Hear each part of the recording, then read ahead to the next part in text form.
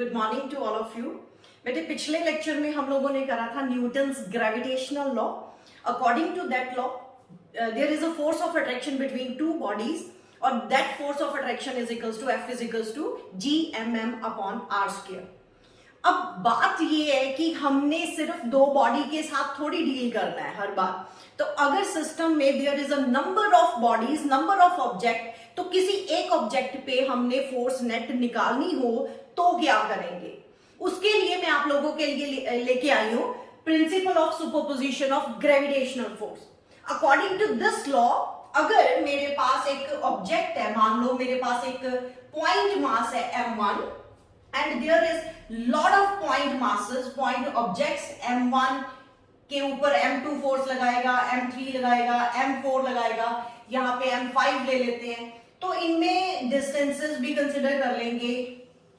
तो मेरे कहने का मतलब, अगर मुझे नंबर ऑफ मासेस के कारण, नंबर ऑफ अदर ऑब्जेक्ट्स के कारण फोर्स m1 पे निकालनी हो, तो फिर हम यूज करेंगे प्रिंसिपल ऑफ सुपरपोजिशन। इस डेफिनेशन के अकॉर्डिंग पहले बात समझ लो, मेरे पास एक ऑब्जेक्ट है, पॉइंट मास है। आपको याद होना चाहिए gravitational law specially point masses पे लगता है। पिछली वीडियो में देखो, मैंने कैरेक्टरिस्टिक्स ऑफ ग्रेविटेशनल लॉ पढ़ाई थी वहां पे, और वहां पे एक पॉइंट, इंपॉर्टेंट पॉइंट मैंने बताया था कि gravitational law is valid only for point masses. और पॉइंट मास का मतलब भी मैंने समझाया था। अगर डिस्टेंस से कंपेयर करें, अगर डिस्टेंस बहुत लंबा है एंड ऑब्जेक्ट का size act as a point mass, तो वहां पे आप पढ़ सकते हो।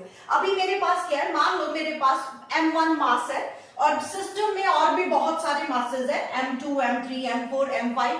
तो मैंने इसके ऊपर नेट फोर्स निकालनी है इन सब मासेस के कारण। क्यों?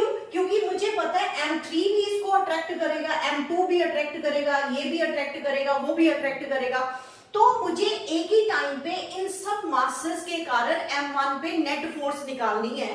तो मैं फिर क्या लगाऊंगी? Principle of superposition. According to this law क्या है, इस प्रिंसिपल के अकॉर्डिंग, जैसे मान लो m1 को m4 ने इस तरफ अट्रैक्ट करा, तो मैं फोर्स का नाम रख देती हूँ f4, इधर रख देते हैं f3, इधर रख देते हैं f2 एंड सिमिलरली इधर रख देती हूं f5। तो मुझे फोर्स निकालनी m1 के ऊपर। तो मैं क्या करूंगी, ये बेटे डिस्टेंसेस भी हम मेजर कर लेंगे। ये डिफरेंट डिस्टेंसेस है, इक्वल डिस्टेंस पे नहीं पड़े, तो उसके अकॉर्डिंग डेफिनेशन में पढ़ो। देखो जरा क्या लिखा हुआ है मैंने, gravitational force of on a point mass, यानी इसकी बात कर रही हूं, due to number of other point mass. Point to be noted बेटे, पॉइंट मासेस ही होने चाहिए। अगर कोई और शेप की ऑब्जेक्ट हो गई या पॉइंट मास नहीं हुआ तो ग्रेविटेशनल फोर्स वैलिड नहीं होगा। तो अब क्या है, gravitational force on a point mass यानी m1 पे due to other number of other point masses, यानी ये वाले m2, m3, m4 is the vector sum of gravitational force, is the vector sum of the simple force, sum नहीं होगा, algebraic sum नहीं होगा, vector sum होगा बाकी सारी forces का। तो acting on the point mass due to other point masses, मतलब इस डेफिनेशन का मतलब क्या हुआ? इस डेफिनेशन का मतलब हुआ F1 is equals to F1 के ऊपर 2 ने फोर्स लगाई, यानी 1 के ऊपर ये वाला 2 वाला मास उसको अट्रैक्ट कर रहा है, फिर प्लस F1 के ऊपर 3 वाले ने लगाई, F1 के ऊपर 4 वाले ने लगाई, एंड सो ऑन, जितने भी मासेस होंगे। तो ये वेक्टर सम होगा, मतलब सिर्फ अलजेब्रिक सम से बात नहीं बनेगी। मतलब यहाँ पे आपको वेक्टर सम करना है, then you get the net force on mass m1 due to all other point masses. ये this is according to the principle of superposition है। तो ये डेफिनेशन आपको लर्न करनी है और एक्सप्रेशन इसका ये है। तो हम लोगों ने पढ़ा हुआ है बेटे, मैं यहाँ पे एक्सप्रेशन देती हूँ, 1 2 फोर्स 1 के ऊपर 2 ने जो लगाई है, that is equals to g m1, अगर छोटा m लिखा हुआ तो छोटा लिख लेते हैं, m1 m2 अपॉन उसमें जो डिस्टेंस है r12 और r12 का कैप होगा, where r12 cap is the unit vector which tells the direction of f2 force। ये जो f12 force है, सॉरी F12 फोर्स मतलब 1 पे 2 ने लगाई, तो यहाँ पे मैं 1 2 ही लिखती हूँ, यहाँ पे 1 3 लिखती हूँ, यहाँ पे 1 4 लगाते हैं, 1 5 लगाते हैं, मतलब M1 पे फोर्स M2 ने लगाई, अपनी तरफ खींच रहा है, तो ये अपनी तरफ, ये अपनी तरफ, अपनी तरफ, तो टोटल नेट फोर्स निकालनी है, तो उसके लिए मुझे वेक्टर सम करना पड़ेगा। तो क्या करा, F12 ऐसे लिख लिया। सिमिलरली बेटे हम सारा कुछ सिमिलरली ऐसे लिख सकते हैं, 1 3 लिखोगे तो क्या आएगा, G M1 M3 upon R13 and R13 का कैप आ जाएगा, एंड सो ऑन। तो आपको क्या करना है, सभी वैल्यूज यहां पे पुट कर देनी है, and we get the final result. आप I am going to erase this, note कर लेना। तो we get the net force on mass M1 due to other point masses, तो वो टोटल फोर्स निकलने जा रही है, वो किसके इक्वल आएगी,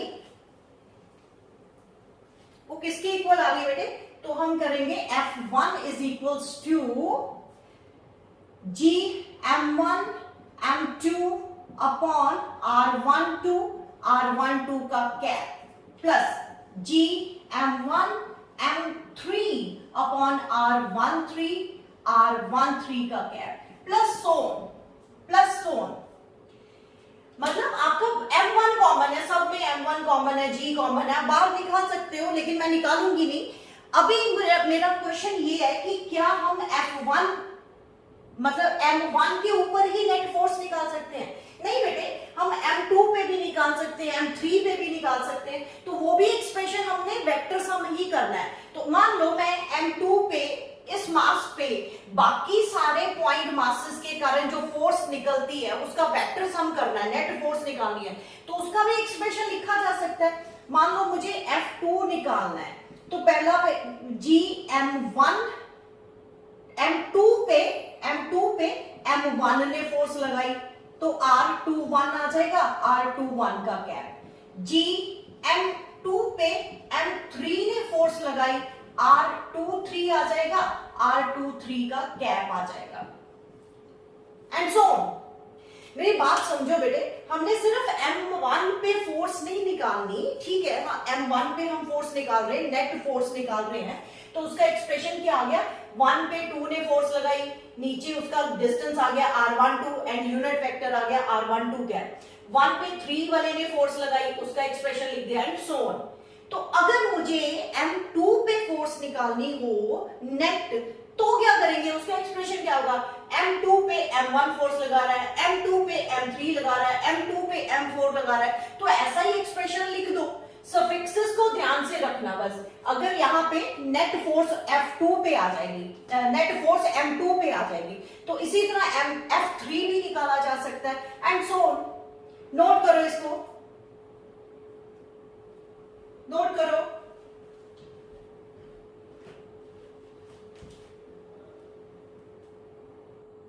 ओके बेटे, अब मैं आप लोगों को प्रिंसिपल ऑफ सुपरपोजिशन न्यूमेरिकल में कैसे अप्लाई करेंगे वो निकालते हैं। मेरे एक क्वेश्चन करते हैं बेटे। We have the equilateral triangle, equilateral triangle है जिसकी सारी साइड्स ए है, और यहाँ पे मैं एक एक्स एक्सिस और वाई एक्सिस भी बना लेती हूँ। This is X axis and this is Y axis. This is equilateral triangle. यहाँ पे ए पॉइंट रख लो, बी सी, और हर एक वर्टिसेस पे at each vertices there is a equal mass, m मास रख देते हैं सब पे, राइट। और हमें निकालना क्या है, मैं पहले मीडियंस बना देती हूँ इसके। ये मेरा एक मीडियन, ये दूसरा वाला, एंड दिस इज थर्ड। अब क्वेश्चन क्या है, पहले क्वेश्चन अंडरस्टैंड करते हैं कि we have an equilateral triangle having each side A, और at each vertices we have equal mass m, right? अब करना क्या है, क्वेश्चन ये है कि एक बार वो कहता है कि साइड BC के ऊपर मिड पे एक मास m रखा हुआ है, उस पे नेट फोर्स निकालो। एक बार वो बोलता है यही मास उठा के मीडियन पे रख दो, यही वाला मास यहां पे रख दो, फिर नेट फोर्स निकालो। तो क्या नेट फोर्स पे फर्क पड़ेगा? वो फाइंड आउट करना है। तो application of principal of superposition करने जा रहे हैं, ध्यान से समझना न्यूमेरिकल कैसे करते हैं। पहले केस में मैंने यहाँ पे मास रखा हुआ है, मेरे पास एम एम एम यानी इक्वल मासेस वर्टिसेस पे पड़े हुए हैं, और एक मास मैंने मिड पॉइंट ऑफ बीसी पे रख दिया जिसपे मुझे नेट फोर्स निकालनी है। तो कहने का मतलब to find net force on mass m at point, ये पॉइंट कुछ रख दो, इसका नाम रख देते D point, at point D रख देते हैं। तो करते हैं फिर। तो यहां पे फोर्स, एक तो ये वाला मास पड़ा है, एक ये मास को इस तरफ अट्रैक्ट करेगा, तो उस फोर्स का नाम रख देती हूं मैं F2 रख देते हैं। और इस वाली फोर्स को इधर भी अट्रैक्ट करेगा ना बेटे, ये मास इस मास के दोबारा भी अट्रैक्ट होगा, तो इसका नाम रख देते हैं F3। और ये मास भी पड़ा है तो ये भी अट्रैक्ट करेगा, तो यहां पे भी फोर्स लगेगी, उसका नाम F1 रख देती हूँ। A वर्टिसेस है तो F1 कर दिया, B वर्टिसेस है तो F2 कर दिया, C वर्टिसेस है तो F3 कर दिया। तो कहने का मतलब from figure we have the three masses which attract this mass which is situated at the mid point of the BC। अब मुझे नेट फोर्स निकालनी है, तो मेरी डायग्राम कुछ ऐसे बन गई, एक तो फोर्स लग रही है इस तरफ, एक फोर्स लग रही है इस तरफ, एंड एक फोर्स लग रही है इस तरफ। तो ये बेटे साफ क्लियर हो रहा है कि नेट फोर्स जीरो तो नहीं होने लगी। तो पहले मैं F1 निकालूंगी, फिर F2, फिर F3। F1 कैसे निकालेंगे? F1 इज इक्वल्स टू, दो मासेस कहां पे पड़े हैं? यहां पे, तो वो Gm इंटू m है, ये भी मास है, ये भी मास है, तो m स्क्वायर लिख दूं, and divided by the distance between them. Distance between them is AD। अभी AD हम लिख लेते हैं, बाद में मैं कैलकुलेट करती हूँ AD किसके इक्वल आएगा। Okay, F2 is equals to किसके इक्वल है? F2 इज इक्वल्स टू ये वाली फोर्स, ये वाला मास और ये वाला मास, इन दोनों में फोर्स ऑफ अट्रैक्शन है, तो वो क्या हो गया? Gm स्क्वायर अपॉन BD का स्क्वायर। यहां पे स्क्वायर है बेटे, डिस्टेंस का स्क्वायर होता है, and F3 is equals to Gm square upon DC का स्क्वायर, DC का स्क्वायर। बाद में मैं अलोंग एक्स एक्सिस है, वाई एक्सिस के अलोंग है, एंटी एक्स एक्सिस है, नेगेटिव एक्स एक्सिस है, तो वो सब बाद में बॉदर करते हैं। फिलहाल आप सिर्फ मुझे ये बताओ AD कैसे निकालेंगे? AD यहां से लेके यहां तक का डिस्टेंस, ये वाला बेटे A डिस्टेंस है, और ये वाला कितना हो जाएगा? A/2, because D is the mid point of AC। तो ये A/2 है, तो उसी हिसाब से पाइथागोरस थ्योरम लगा दो।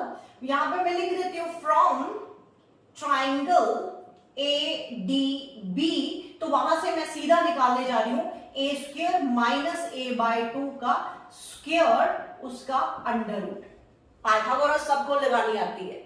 ओके, यहां पे हम लगा देते हैं ये 4A square minus A square का अंडर रूट आ जाएगा डिवाइडेड बाय 2, इसका एलसीएम ले लेंगे 4 डिवाइडेड बाय, आपके पास ये वाला आ जाएगा, ये 4 नीचे, ठीक है। यहां पे स्क्वायर खोल दो, इसको स्क्वायर खोल देंगे तो क्या आएगा? A स्क्वायर बाय 4 आ जाएगा। तो 4 एलसीएम यहां पे गया, 4A square minus A square upon 4, और AD इज इक्वल्स टू हमारे पास आ गया, AD is equals to, sorry just wait, okay बेटे, ये क्या आ गया? AD is equals to under root of 3A square upon 4, यानी AD इज इक्वल्स टू आपके पास आ गया अंडर रूट 3A अपॉन 4। तो ये AD बड़ा काम का है। डिस्टेंस AD जो है वो मुझे नेक्स्ट पार्ट निकालने में भी चाहिए। तो अभी मैंने क्या करा, ये पाइथागोरस थ्योरम लगा के आपको AD डिस्टेंस निकाल दिया, क्योंकि मैंने यहां पे पुट करना है, तो इसकी वैल्यू यहां पे पुट कर देंगे। उसके बाद B से लेके D, उसका तो कोई चक्कर ही नहीं है, वो A/2 है, और D से लेके C, वो भी A/2 के ही इक्वल है, मतलब ये सारी साइड A है, तो इतना डिस्टेंस क्या हुआ बेटे? A/2, और ये वाला डिस्टेंस कितना हुआ? A/2। तो मैं यहां पे वैल्यू पुट करने जा रही हूं, Gm स्क्वायर अपॉन AD का स्क्वायर यानी इसका स्क्वायर, जब इसका स्क्वायर करोगे ये बन जाएगा आपका 3A स्क्वायर, 4 उलट के ऊपर चले जाएगा, ठीक है। यहाँ पे सॉरी 2 आएगा ना, यहाँ पे उसका अंडर रूट करना था, 2 आ गया, तो 2 का स्क्वायर करोगे तो वो 4 आ गया, मतलब we get the result 4gm square upon 3a square. अभी यहाँ पे पुट करते हैं, BD इज इक्वल्स टू किसके इक्वल है, BD इज इक्वल्स टू आपके पास D बाय A बाय 2 के इक्वल है, इसी तरह DC is equals to A by 2 के इक्वल है।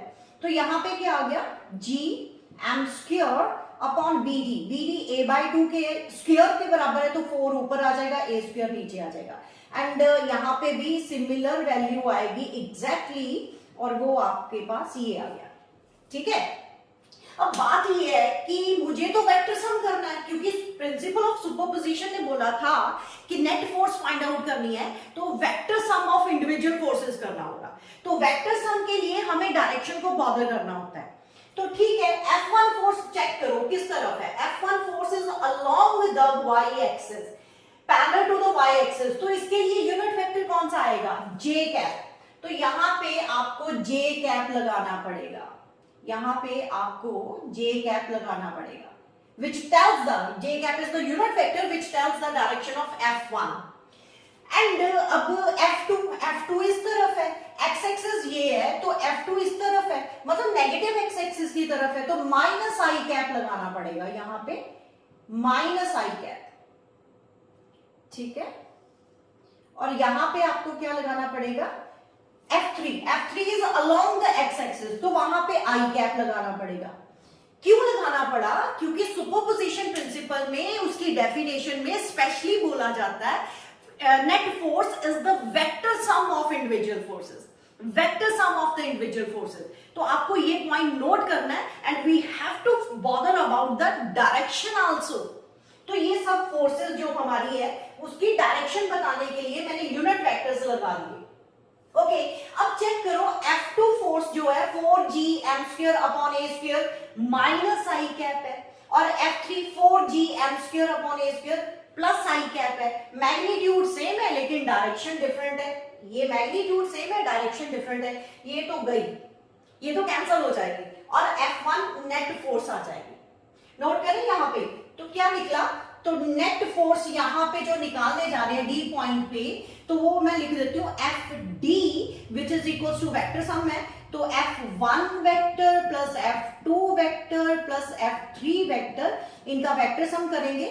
जो वैल्यू इसकी है वैल्यू पुट कर दो बेटे, ये वाली आ गई 4gm square upon 3a square j cap, and इसके लिए मैं लिखूंगी, ये वाली नेगेटिव है तो नेगेटिव आगे लिख देंगे, 4gm square upon a square i cap, और ये वाला पॉजिटिव साइन है तो 4gm square upon a square i cap. तो यहाँ पे नेगेटिव है, यहाँ पे पॉजिटिव है, it will cancel out each other, and we get the final result, final net force at point D इस मास के ऊपर, वो हमारा 4gm square upon 3a square आ गया, एंड साथ में j कैप आया which tells the direction net force की, जो कि j यानी अलोंग y एक्सिस है। नोट करो बेटे इसको। फिर मैं पॉइंट, अब दूसरा इसका केस क्या है कि अभी ये वाला मास उठा के यहां पे रखेंगे, mid point of the equilateral triangle पे, वहां पे रखेंगे और फाइंड आउट करेंगे कि वहां पे फोर्स यही आएगी, जीरो आएगी, चेंज हो जाएगी, वो कैलकुलेट करते हैं। नोट करो बेटे इसको।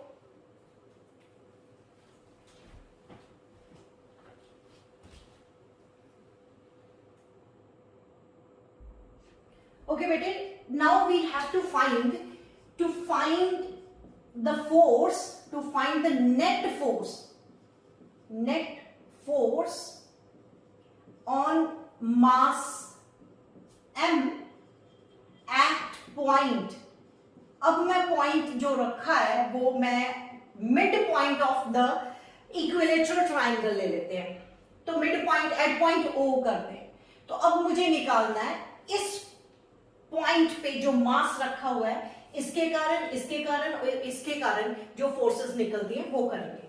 ठीक है बेटे, ये वाला मास इसको अट्रैक्ट करेगा तो इस पे फोर्स लगेगी इस डायरेक्शन में, तो वो आपका F1 लिख देते हैं, ये वाला मास इसको अट्रैक्ट करेगा तो वो आएगा इस डायरेक्शन में, तो वो मास मैं फोर्स रख देती हूँ F2, एंड ये वाला जो है दैट इज F3।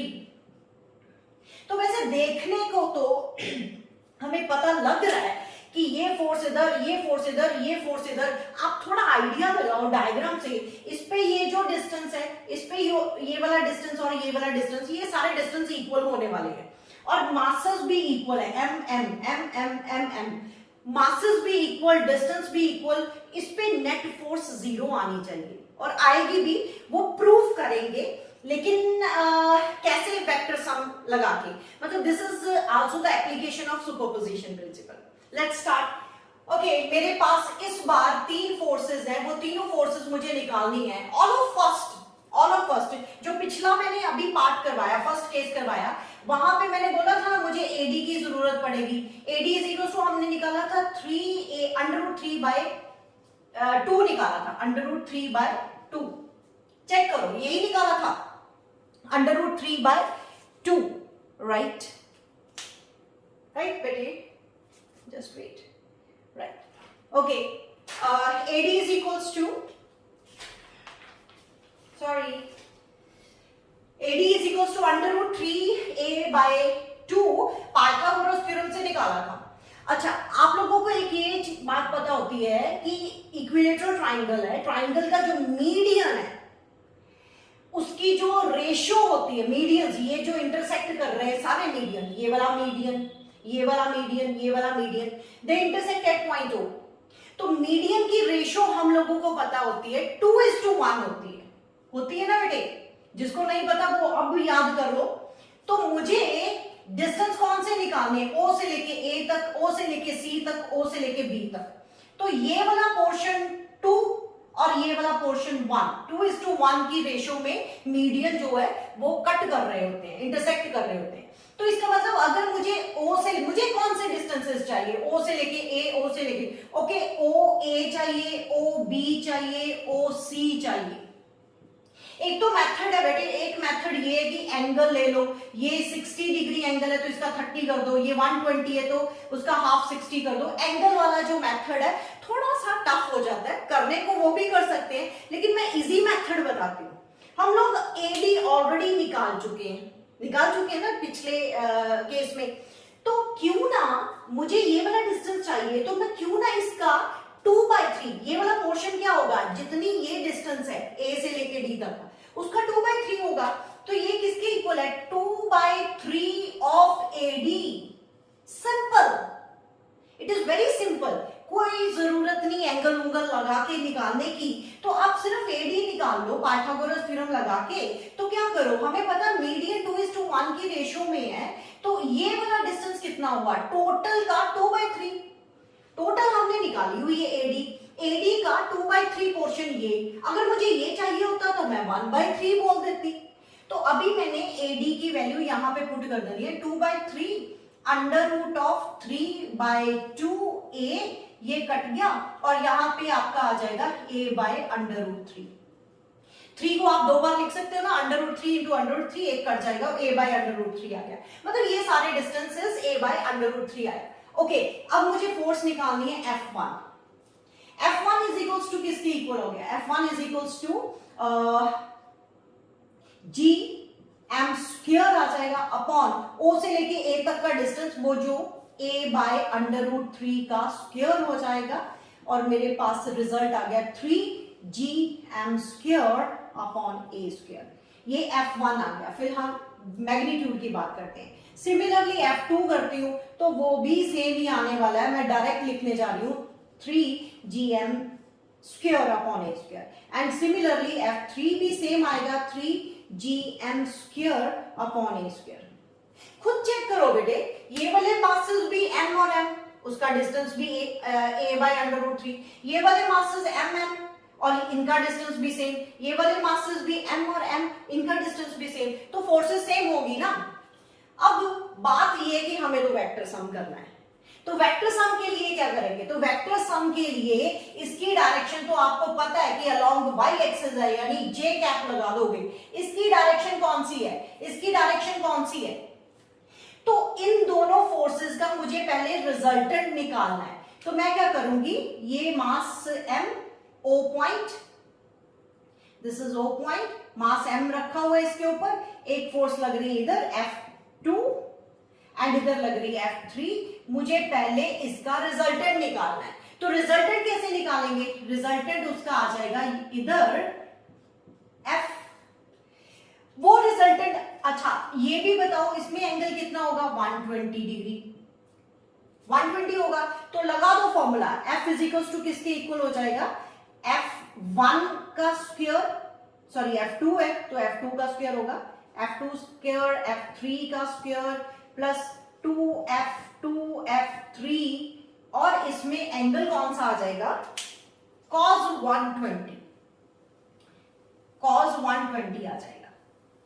इसकी तो जरूरत नहीं थी ना, okay.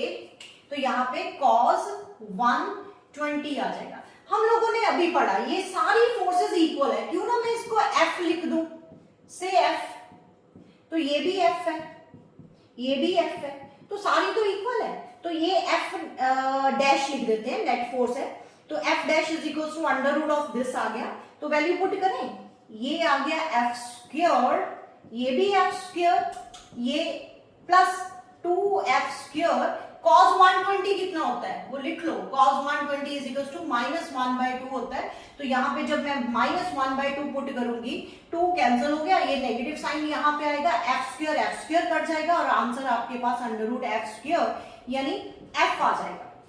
F dash is equal to आपका F के इक्वल हो गया। अब इसके ऊपर फोर्स कौन सी लगी थी, F1, वो F1 किसके इक्वल है, F के equal.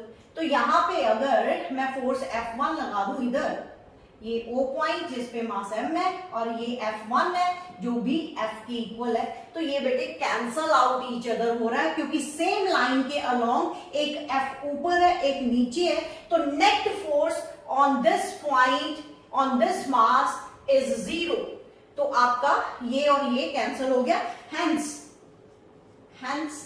net force at point O is equals to 0। उस मास के ऊपर जो मास O पॉइंट पे पड़ा हुआ है उसके ऊपर नेट फोर्स 0 आएगी। तो मतलब जब आपने D पॉइंट पे रखा था मिड पॉइंट ऑफ C पे, तब फोर्स 0 नहीं आई थी, लेकिन यहां पे इक्विलिब्रियम बन रहा है तो यहां पे फोर्स 0 आएगी। और ये जो मैंने डिस्टेंस मेजर करने का मेथड बताया वो नोट करना, अच्छे से नोट करो इसको।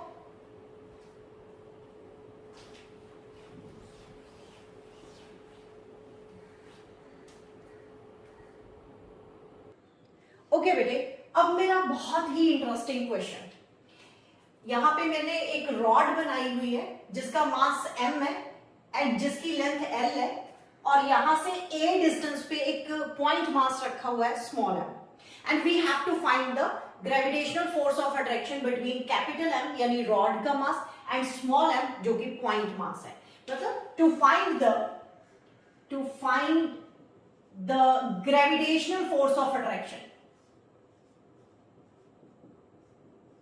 gravitational force of attraction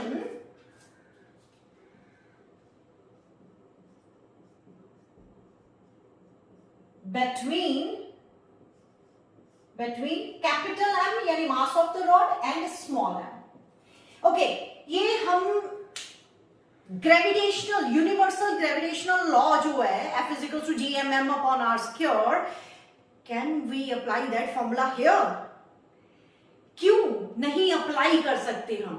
the reason is that बेटे, ग्रेविटेशनल फोर्स ऑफ अट्रैक्शन वाला जो फॉर्मूला है that is valid only for point masses, and here rod is not a point mass. Rod तो एक लंबी लेंथ L वाली rod है, तो m मास उसका टोटल रॉड का मास है, it's not a point mass. तो F is equal to gmm upon r square वाला जो फॉर्मूला है न्यूटन सर ने दिया था, यहां पे क्या वो वैलिड नहीं होगा? अब क्वेश्चन ये है कि गॉड ऑफ फिजिक्स जो सर थे न्यूटन सर, वो इतना स्पेसिफिक फॉर्मूला तो नहीं देने लगे, इतने लिमिट्स वाला फॉर्मूला तो नहीं देंगे। तो वो फॉर्मूला तो स्पेस पे भी लग रहा था, तो यहाँ पे रॉड पे आके वो लिमिट क्रिएट करेगा क्या? नहीं बेटे, ऐसा नहीं है। तो यहाँ पे मैथ्स काम आएगा, मैथमेटिकल स्टेप हम यूज करेंगे, फॉर्मूला वही लगाएंगे GMM/r², लेकिन सर की बात को रिस्पेक्ट देते हुए कि पॉइंट मासेस पे ही एप्लीकेबल है, तो वो अप्लाई करेंगे यहाँ पे, लेकिन वहां पे मैथमेटिकल कंसेप्ट लगाएंगे। वो मैथमेटिकल कंसेप्ट क्या है? तो एक चीज और मैं बताऊंगी, मान लो ये रॉड है, तो ये रॉड का सेंटर ऑफ मास यहीं पे कहीं पे होगा, जहां पे ये टिक जाएगी, है ना, ये this is the centre of mass of this marker. तो यहाँ पे सेंटर ऑफ मास है, जैसे मैंने यहाँ पे सेंटर पे बनाया कैपिटल M, तो क्या हम ये मास M और M, अब ये फॉर्मूला लगा सकते हैं? यहां से लेके ये वाला डिस्टेंस कितना है, यहां से लेके यहां तक L/2 है, और यहां से लेके यहां तक भी तो L/2 है।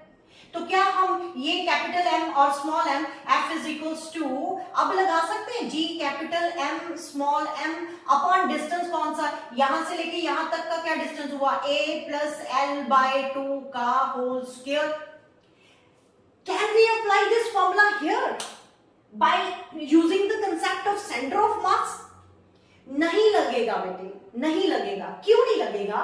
क्योंकि हमें पता है कि F जो ग्रेविटेशनल फोर्स ऑफ अट्रैक्शन वाला फॉर्मूला है वो inversely proportional to the square of the distance होता है। अब यहाँ पे सेंटर ऑफ मास तो ठीक है, सेंटर पे लग रहा है, लेकिन चेक करो इस मास से ये जो रॉड का डिस्टेंस यहाँ पे सिर्फ इतना है, बढ़ता जाएगा बढ़ता जाएगा बढ़ता जाएगा, यहाँ पे अगर इधर चले गया तो डिस्टेंस तो वेरी कर रहा है, वेरी कर रहा है ना, डिस्टेंस तो सेम नहीं है ना। ये r डिस्टेंस क्या था, ये मास इसमें डिस्टेंस r, तो यहां पे कौन सा मास है, ये रॉड का मास, रॉड का हर पॉइंट जो है वो मास m से डिस्टेंस वेरी कर रहा है। अगर ये मैं पॉइंट A पॉइंट रख देती हूं, A से लेके B तक जाते जाते वो डिस्टेंस तो बढ़ रहा है, r डिस्टेंस तो चेंज हो रहा है। तो इतना इजी नहीं हो जाएगा फॉर्मूला कि आप GMM/A प्लस L/2 का होल स्क्वायर कर दो। ये मैथ्स हमें अलाउ नहीं करता कि आप सीधा ये फॉर्मूला लगाओ और आंसर निकाल दो। तो उसके लिए क्या करना पड़ेगा, मैथ्स में क्या करते हैं, इंटीग्रेशन हम करते हैं। इंटीग्रेशन का क्या मतलब होता है, छोटे छोटे पैचेस बना लो एंड उसको ऐड कर दो।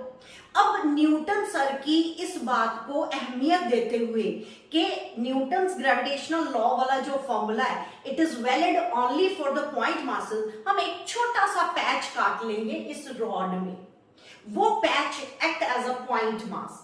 तो मान लो ये तो वैलिड नहीं होगा बेटे, ये तो हमें काटना पड़ेगा, इट इज नॉट वैलिड, मतलब सेंटर ऑफ मास वाला कंसेप्ट यहां पे अप्लाई नहीं होगा, तो आपको मैथ्स के कंसेप्ट लगाने पड़ेंगे।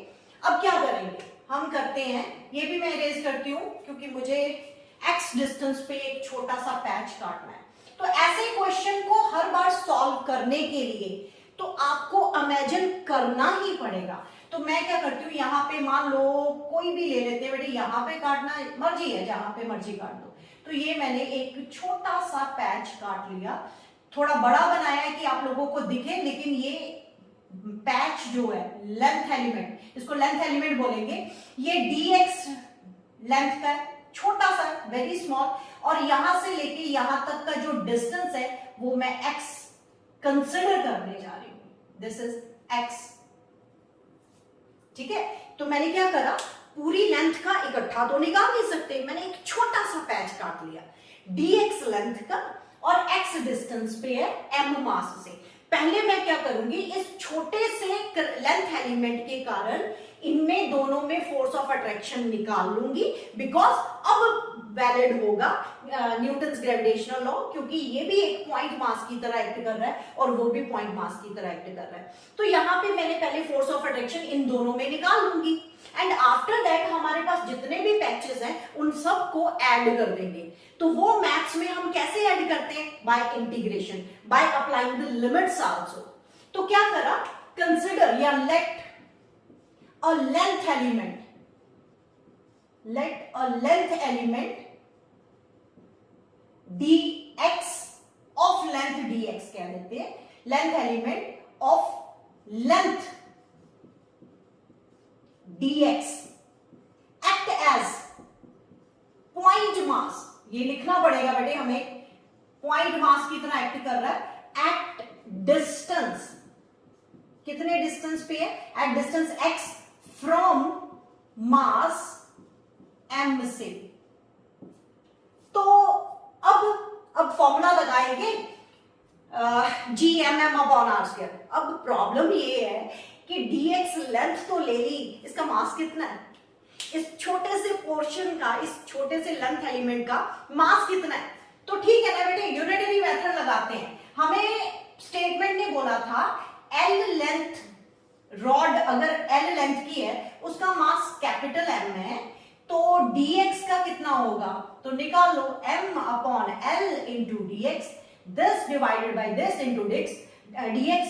तो ये आपका क्या हुआ, इस पैच का मास, मतलब dm लिख देते हैं उसको, this is mass of length element, length element, ये छोटा सा जो लेंथ एलिमेंट हमने कंसिडर करा, उसका mass m by l into dx आ जाएगा, मतलब mass per unit length into जितनी लेंथ का आपने, जितनी भी लेंथ का आपने मास निकालना, यहाँ पे dx लेंथ का है तो m by l into dx कर दो, अगर और चेंज करना हो तो ये मल्टीप्लाई चेंज कर देना। तो क्या करा, अगर पूरी लेंथ का मास m है तो dx लेंथ का कितना होगा, m divided by l into dx। मुझे इस पैच का मास मिल गया।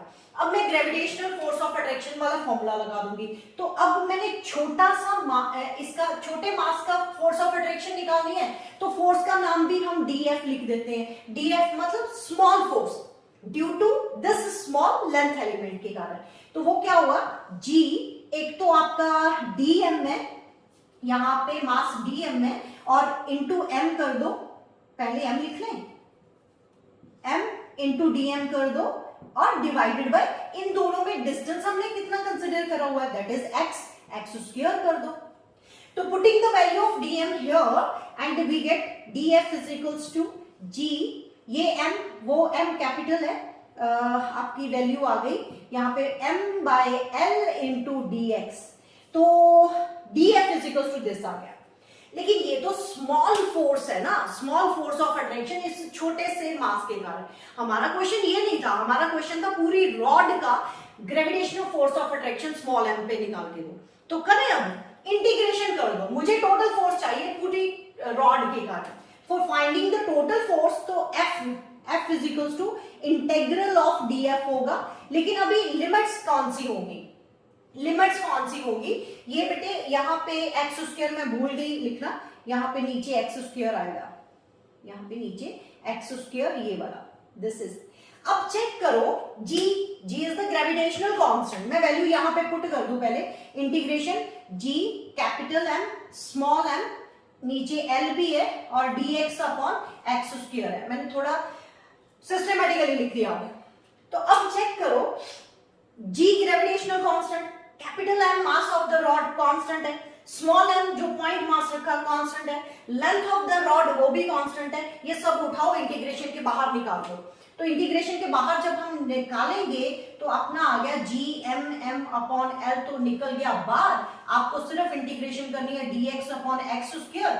आप पूछ सकते हो मैम x क्यों नहीं बाहर निकाला, क्योंकि x बेटे वेरी कर रहा है, वेरिएबल है, चेंज हो रहा है। अगर यहां से शुरू कर, सबसे छोटा x कितना होगा, मतलब यहां से a पॉइंट से शुरू हो रहा है b पॉइंट तक जा रहा है, तो इसका मतलब लोअर लिमिट कितनी हुई a, ये वाला डिस्टेंस कितना a, और अपर लिमिट कितनी हुई यहां से लेके यहां तक l प्लस a।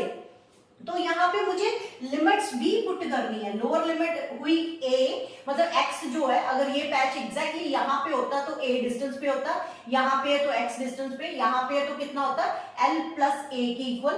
तो लोअर लिमिट आपकी ये वाली आ गई और upper limit l plus a होगी। ये मैं इरेज करने जा रही हूँ बेटे।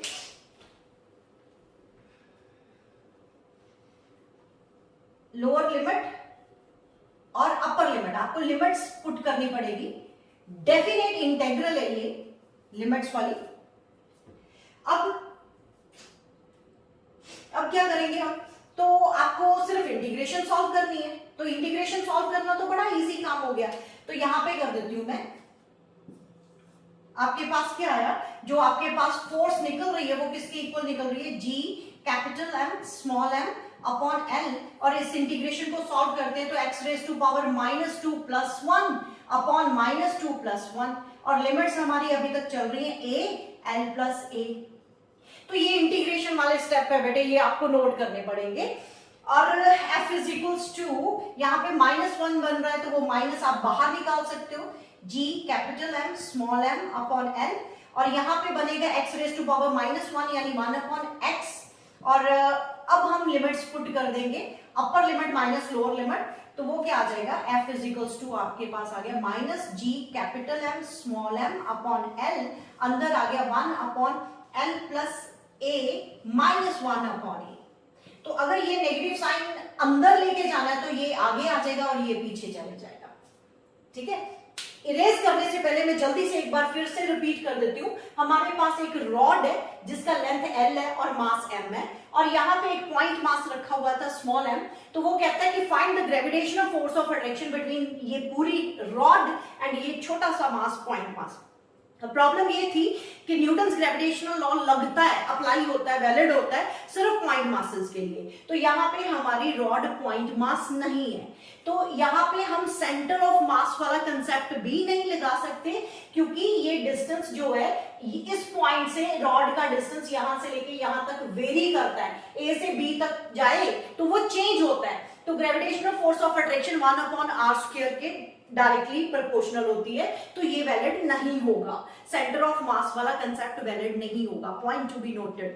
तो कई बार स्टूडेंट ये गलती कर देते हैं, सेंटर ऑफ मास वाला कंसेप्ट लगा के जल्दी से निकालने की कोशिश करते हैं एंड ऑप्शन गलत टिक कर देते हैं।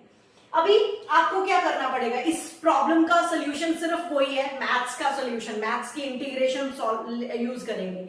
छोटे छोटे पैचेस काट लेते हैं, एक पैच मैंने काटा dx लेंथ का जिसका मास dm है, और इसका पहले ग्रेविटेशनल फोर्स ऑफ अट्रैक्शन निकाल लेंगे एंड देन इंटीग्रेट कर देंगे। इंटीग्रेशन का मतलब ही ये होता है छोटे छोटे पैचेस को ऐड कर दो और टोटल फोर्स या टोटल मास फाइंड आउट कर लो। तो यही काम मैंने करा, पहले डीएफ फोर्स निकाली वो छोटे से मास के कारण, फिर उसकी मैंने इंटीग्रेशन कर दी। अब इंटीग्रेशन में लिमिट्स क्या आएंगी, ये जो x डिस्टेंस है a पॉइंट का और इस पॉइंट का डिस्टेंस a है, और ये बढ़ता गया बढ़ता गया बढ़ता गया, b पॉइंट पे जब आता है तो ये डिस्टेंस क्या बन जाता है l प्लस a, तो इसलिए लोअर लिमिट तो होगी a एंड अपर लिमिट होगी l plus a, and after that constant terms हमने बाहर निकाली, upper limit minus lower limit कर दिया।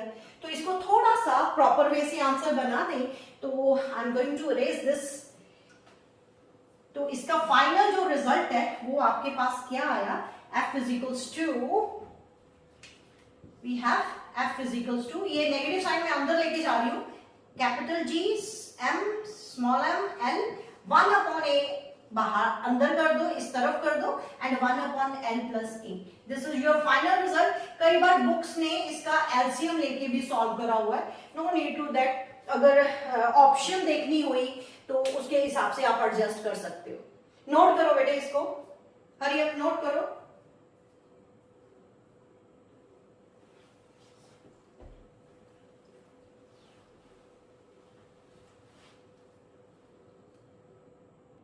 ओके बेटे, अब मेरा जो क्वेश्चन है रॉड वाले क्वेश्चन से सिमिलर है, लेकिन मेथड थोड़ा चेंज हो जाएगा, कैसे सॉल्व करेंगे। क्या क्वेश्चन है, find the net force on the mass जो कि हेमी सर्कुलर रिंग के सेंटर पे पड़ा हुआ है।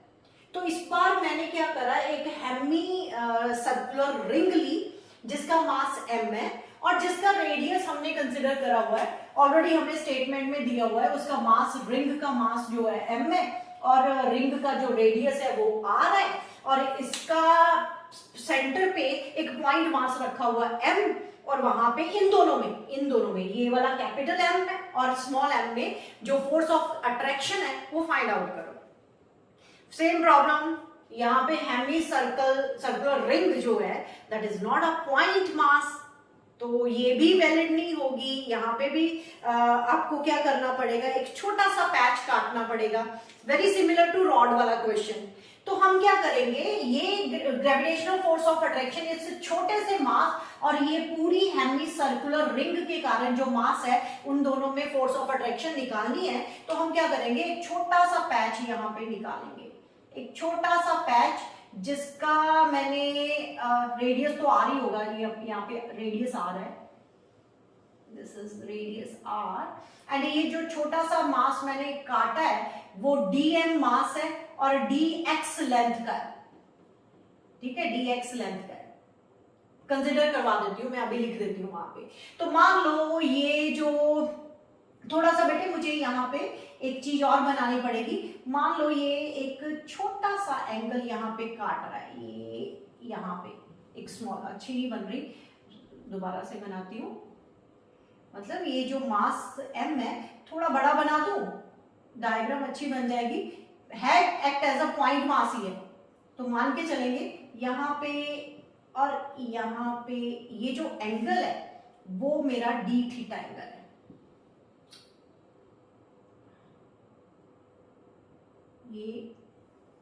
ये वाला और ये वाला, इसमें डॉटेड बना देते हैं, ठीक है, ये मेरा angle d theta, this is d theta,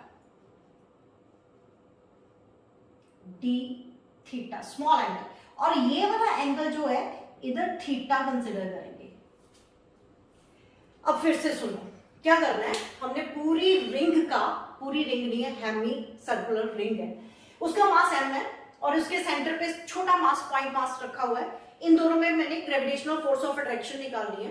तो अब डायरेक्टली तो निकाल नहीं सकते क्योंकि ग्रेविटेशनल फोर्स ऑफ अट्रैक्शन वाला फॉर्मूला जो है Newton's gravitational law that is valid for the point masses only.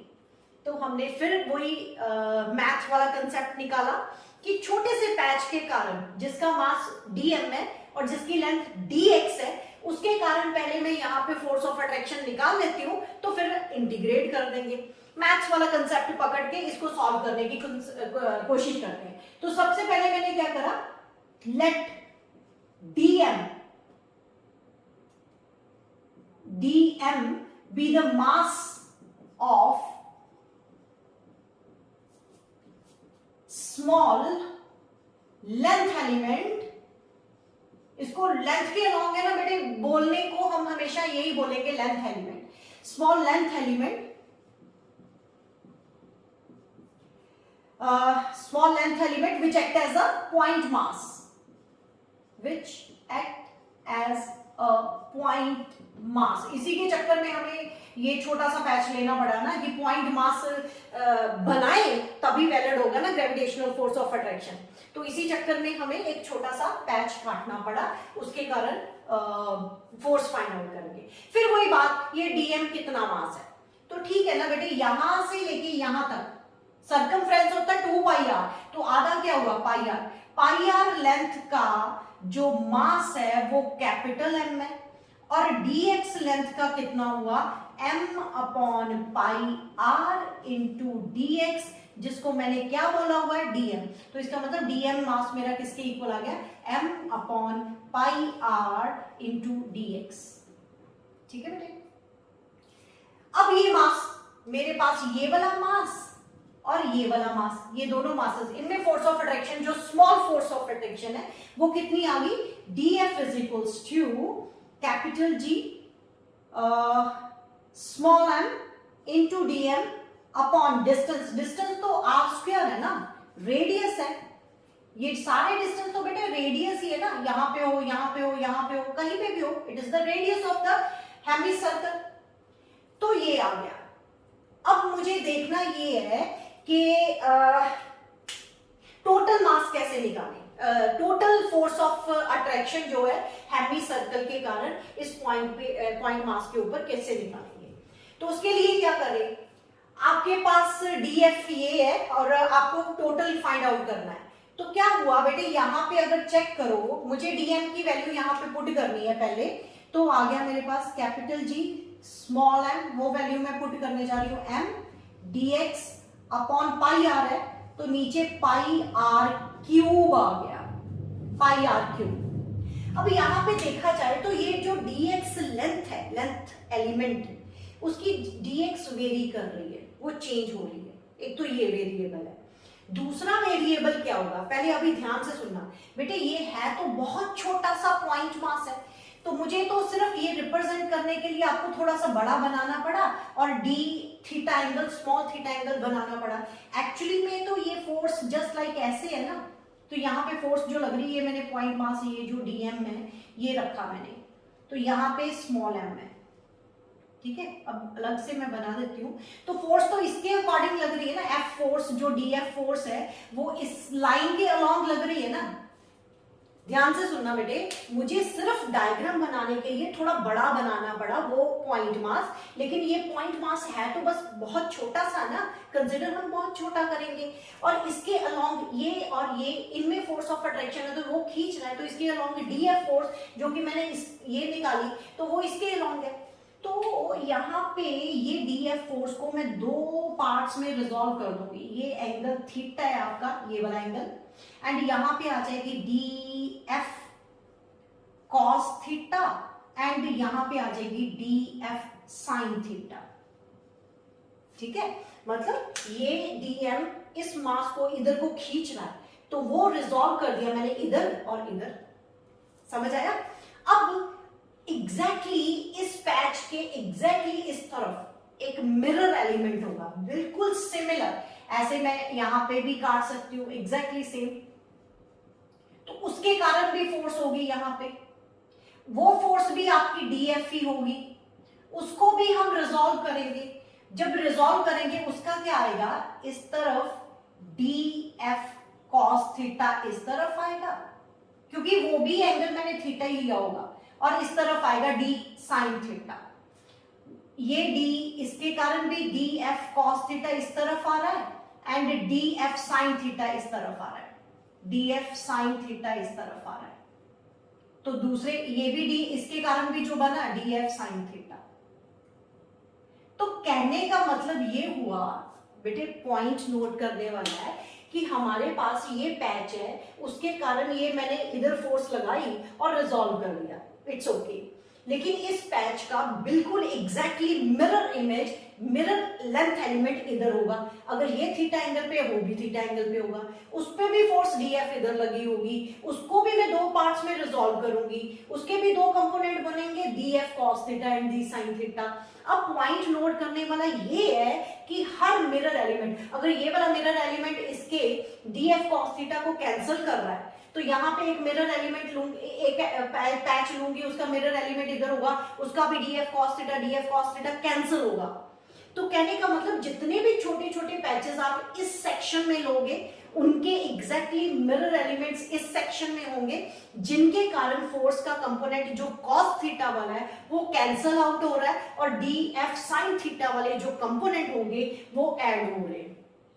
तो अभी हमें टोटल फोर्स सिर्फ डीएफ को इंटीग्रेशन करके बात नहीं बनने वाली थी, क्योंकि ये फोर्स जो है एंगल पे भी डिपेंड कर रही है। तो अभी हमें नेट फोर्स जो निकालनी है, एफ नेट जो निकलेगी, वो आपको इंटीग्रेट करना पड़ेगा डी एफ साइन थीटा को। ये सब पॉइंट नोट कर लेना बेटे। रिजॉल्व ये मैंने यहां पे कर दिया, रिजॉल्व करा डीएफ को, DF cos theta and DF sine theta. अब वर्डिंग आप खुद लिखना कि देयर इज अ, मैं यहां पे लिख देती हूं, there is a mirror element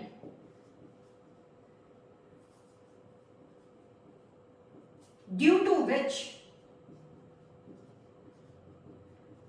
df cos theta cancelled out, and df sin theta will be added. तो df sin theta हर एलिमेंट का ऐड हो रहा है, और df cos theta हर एलिमेंट का कैंसिल हो रहा है। तो हमें फिर सिंपल df को इंटीग्रेट नहीं करना, हमें df sin थीटा को इंटीग्रेट करना है। और इंटीग्रेशन की जो, पहले मैं df की वैल्यू यहां पे पुट करने जा रही हूं। तो df क्या आ गया, f net is equals to कितना आ गया, इंटेग्रल, ये मैंने पुट करा g small m capital M dx upon pi r square, r cube है बेटे, एंड साइन थीटा। अब यहां पे नोट करने वाली बात ये है कि we have the two variables here. Two variables कौन से, एक तो dx, बेटे पैच का देखो ये dx लेंथ थी, बढ़ाओगे तो बढ़ता जाएगा, इसका मतलब dx इज तो वेरिएबल, वो चेंज हो रहा है ना। तो और क्या चेंज हो रहा है, साइन थीटा, थीटा एंगल देखो, यहाँ पे अगर पैच है ये वाला तो यहाँ पे थीटा एंगल है, इधर करोगे तो वो चेंज हो रहा है, इधर करोगे तो चेंज हो रहा है, तो इसका मतलब we have the two variables here dx and theta. तो आप क्या करो, इन ये वेरिएबल, दो वेरिएबल में इंटीग्रेशन हम नहीं करेंगे, हम एक वेरिएबल में कन्वर्ट कर लेंगे। वो कैसे करेंगे, मुझे यहाँ पे एक ये वाली डायग्राम है, मैं अलग से यहाँ पे बनाती हूँ, यहाँ पे बनाती हूँ। चलो ये मेरे पास मान लो ये वाला जो है दैट इज dx, ये मैंने बनाया, ये वाला जो है dx है और यहाँ पे एंगल d थीटा है और ये जो रेडियस है दैट इज r। ठीक है, मैं कुछ ऐसे करूंगी, ये जो dx है ये भी थीटा की टर्म में ले आऊंगी, एक वेरिएबल में कन्वर्ट करना है ना। तो क्या करा, तो बेटे आप लोगों को मैथ्स में आप लोगों ने पढ़ा हुआ है theta is equals to length of the arc upon radius, यानी यहाँ पे d theta is equals to length of the arc यानी dx अपॉन रेडियस हो रहा है, तो मुझे यहाँ से dx निकाल लेना है, r d थीटा कर देंगे, तो ये वैल्यू मैं यहाँ पे पुट कर देती हूँ। तो अब मेरे पास आ गया integration g m capital M upon pi r cube और dx की जगह ये लिख दूंगी r और साइन डी थीटा भी लिख देते हैं, डी थीटा और साइन थीटा। तो r एक तो कट जाएगा, एक कट गया यहां से, है ना, एक कट रहा है ना, तो यहाँ पे काट के हम 2 कर देंगे यहाँ पे। तो अब देखा जाए तो अब सिर्फ थीटा ही वेरिएबल रह गया, बाकी सारी टर्म कांस्टेंट है, उठा के बाहर निकाल देंगे एंड साइन थीटा को हम इंटीग्रेट कर देंगे। नोट करो इसको, मैं इरेज करूं फिर बेटे, जल्दी से नोट करो। I'm going to erase this. Okay, मुझे अभी ये नहीं चाहिए, ये मैं इरेज करने जा रही हूं।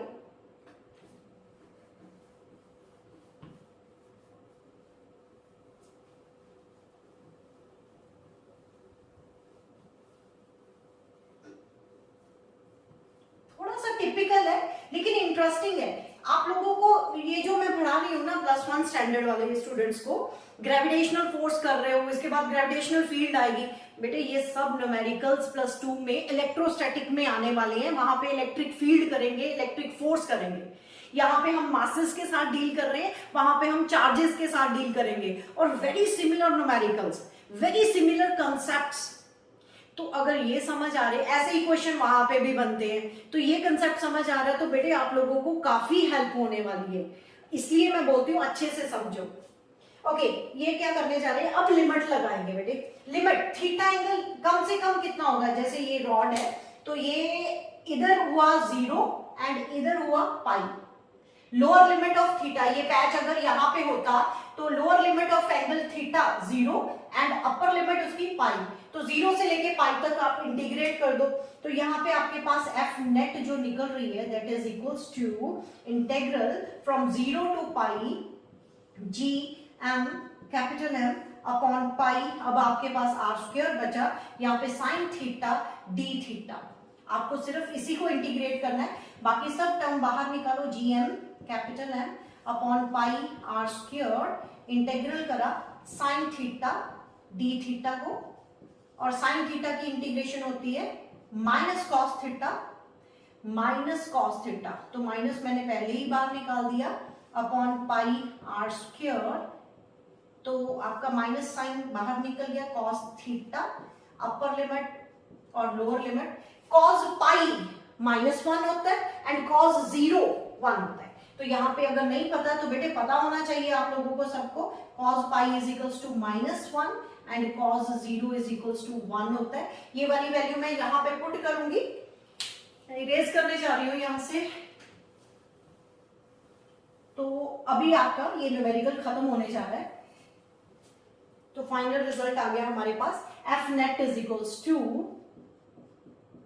Minus G capital M small M upon pi R square, upper limit कितनी है cos pi, minus lower limit कितनी है कॉस 0, तो ये आ गया आपका -1 और ये आ गया 1, तो -2 बन रहा है, तो माइनस माइनस प्लस हो जाएगा and we get the net result, F net is equals to 2 G capital M small M upon pi R square. This is your final result. किसका फोर्स ऑफ अट्रैक्शन है? इस मास के ऊपर पूरी ring, ring तो नहीं है, हेमी सर्कुलर रिंग, उसके कारण जो फोर्स ऑफ अट्रैक्शन आ रही है वो इतनी आ रही है। अगर पूरी रिंग की बात करें वो तो जीरो होगी। क्यों? क्योंकि अगर डीएफ साइन थीटा ऊपर आ रहा है तो नीचे भी आएगा, तो वो कैंसिल हो जाएगा। मतलब इधर फोर्स हुई तो इधर आ जाएगी, इधर फोर्स हुई तो इधर आ जाएगी, वो सारी कैंसिल हो जाएगी।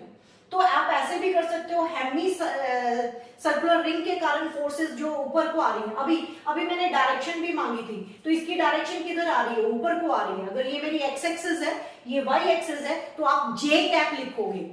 ठीक है बेटे, ये मेरी अगर वाई एक्सिस है और ये एक्स एक्सिस है, तो आप जे कैप लिखोगे। अगर मुझे यहाँ पे वेक्टर डालना है तो यहाँ पे मैं जे कैप लगाऊंगी।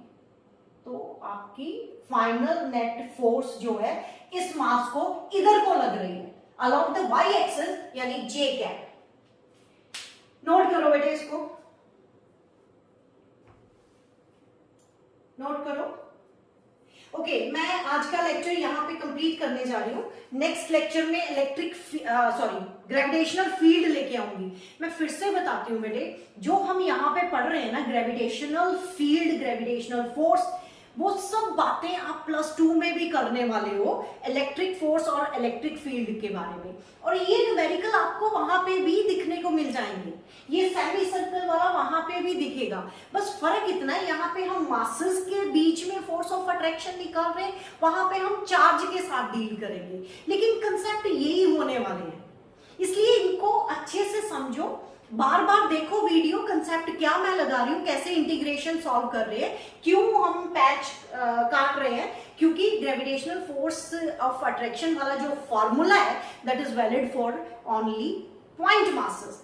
तो पॉइंट मासेस को काट के तो उसके बाद इंटीग्रेशन यानी मैथ्स वाले कंसेप्ट लगा देंगे। यहाँ पे मैं कंप्लीट करती हूँ बेटे, अच्छे से फैक्ट्स को समझो, अंडरस्टैंड करो, क्रैमिंग कभी मत करना, अंडरस्टैंड करके और कंप्लीट करो इसको। नोट्स बनाओ अपने आप, कोशिश करा करो बेटे नोट्स खुद बनाया करो। रेडीमेड नोट्स जो है ना, वो मैं रिकमेंड नहीं करती कि आप रेडीमेड नोट्स लो और उसको करो, नहीं, नोट्स खुद बनाना बेनिफिशियल होता है। ओके बेटे, thank you very much, all the best.